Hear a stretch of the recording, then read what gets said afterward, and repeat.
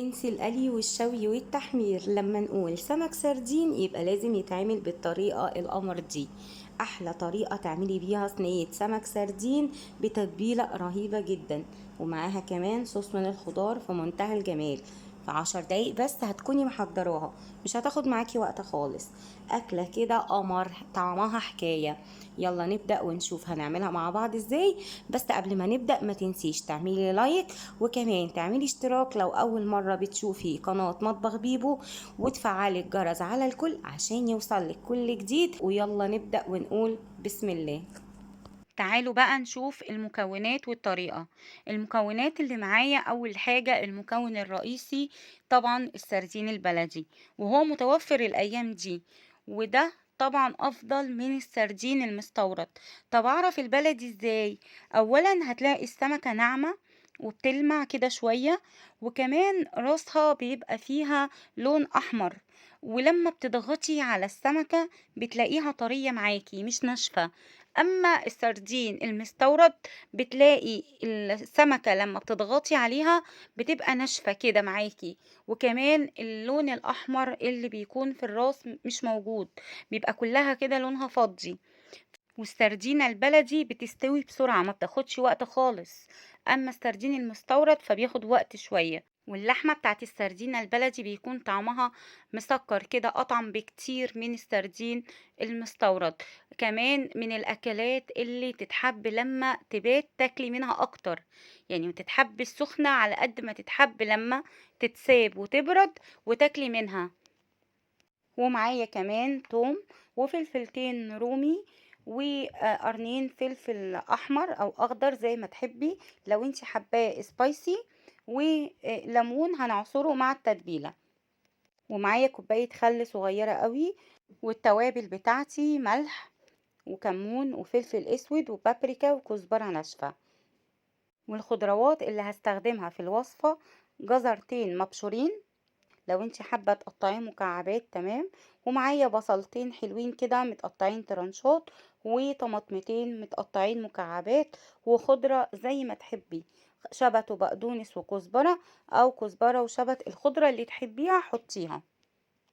ولو انتي حباه سبايسي هتحطي فلفل حار، ولو مش حباه يبقى خلاص هنستبعده.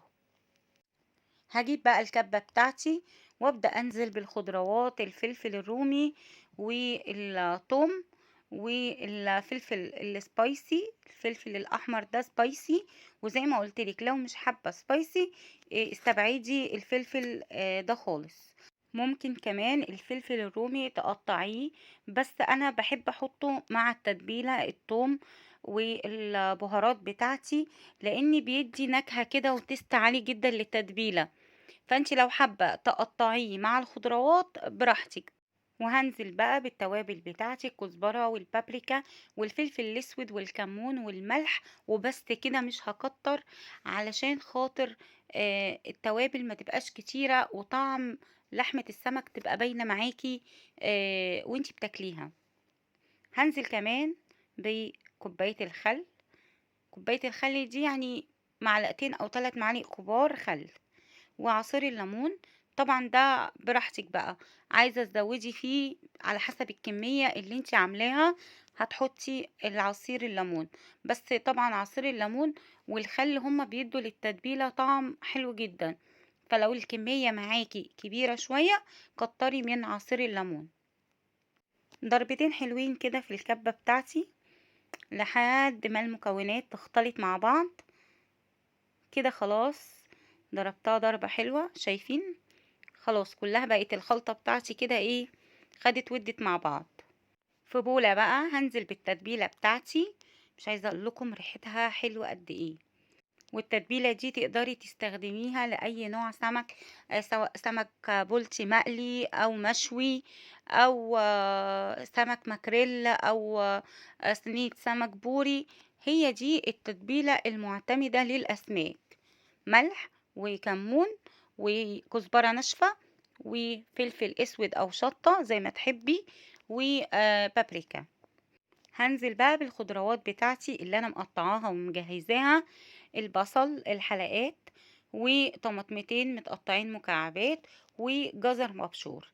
حابة ان انتي تقطعي البصل والجزر مكعبات مفيش مشكلة، بس انا بحب اقطع الخضار دوت كبير شوية علشان خاطر ما يتهريش مني وانا حطاه في صينية السمك، واحس بطعمه كده وانا باكل. وبصوا بقى يعني الاكلة دي بتتحب تتاكل بالعيش، مش محتاجة اي رز جنبها، هي وجبة كاملة متكاملة. السمك مع الخضروات يتغمس كده بالعيش، مش عايزة اقول لكم طعمه تحفة. من الاكلات اللي فعلا بحبها جدا، والاكلات بقى اللي تاكل للناس الاكيلة اللي بتحب الاكل، زي الرنجة كده بالظبط. انا حطيت الخضرة بتاعتي وقلبت تقليبة حلوة بقى الخلطة اللي احنا عملناها. هنزل بقى بالزيت بتاعي، الكوباية دي بمقدار 3 معالق زيت كبار.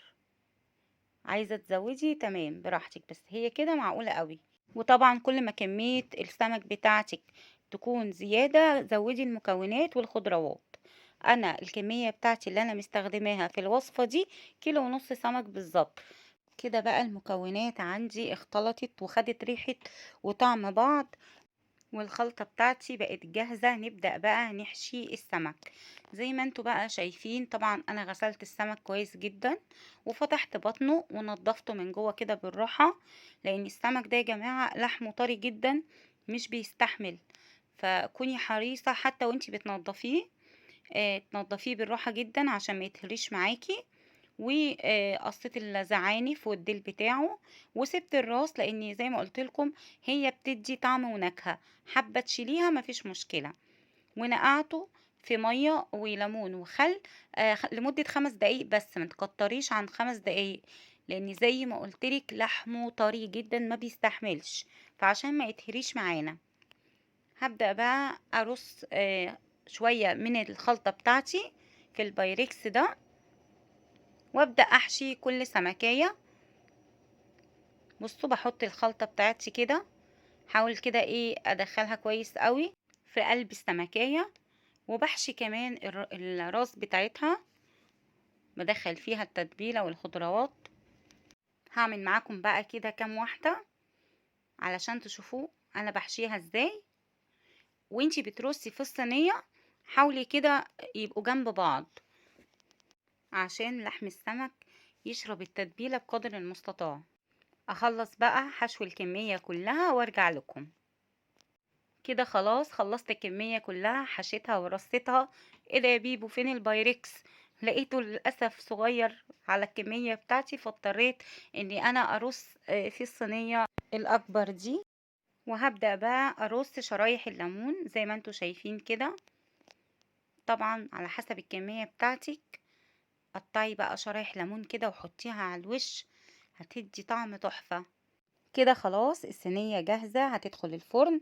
فرن يبقى سخن جدا على درجة حرارة 200، يعني أعلى من الوسط بشوية. هحطها على الشبكة اللي في النص، بياخد سوا حوالي نص ساعة. وأول ما بلاقي السمك استوى زي ما قلتلك مش بياخد سوا كتير خالص، وهتعرفي انه استوى من اللحمة بتاعت السمك. بشغل عليها الشواية 5 دقايق علشان تاخد اللون القمر ده.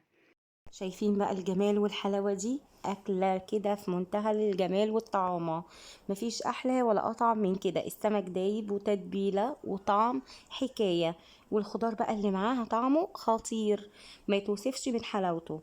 جربوه وقولوا لي رأيكم في الكومنتات. متنسوش حبايبي تعملوا لايك للفيديو واشتراك في القناة، واستنوا وصفات جديدة معايا في مطبخ بيبو. والسلام عليكم.